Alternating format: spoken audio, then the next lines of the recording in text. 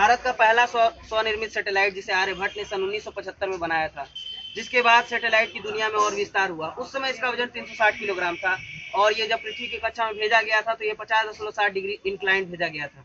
उसके बाद भारत में ग्लोबलाइजेशन जैसे हो गया, वैसे सैटेलाइट के निर्माण में भी तेजी आई और आज हम 7 से लेकर 180 किलोग्राम तक के सैटेलाइट को इजिली वहां भेज सकते हैं।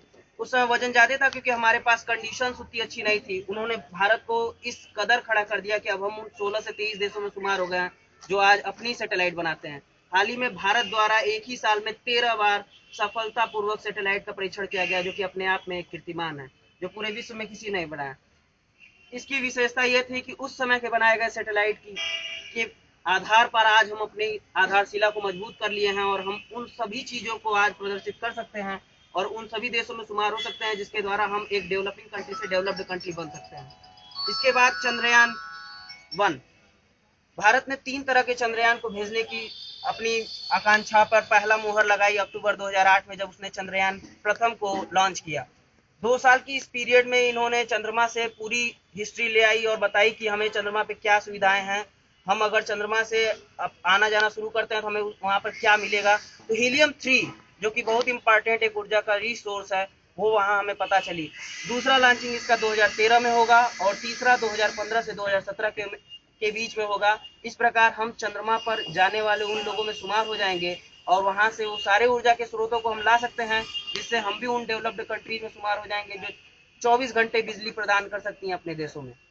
तो these all about science and these are very important and various plays important मुझे रोल ये इन योर बताओ, ये लाइफ। मोबाइल जो म्यूजियम है आपका साइंस का, हाँ, पॉपुलराइजेशन का, हाँ, इससे जुड़ने पर आपको कैसा लगता है? बहुत ही अच्छा लगता है।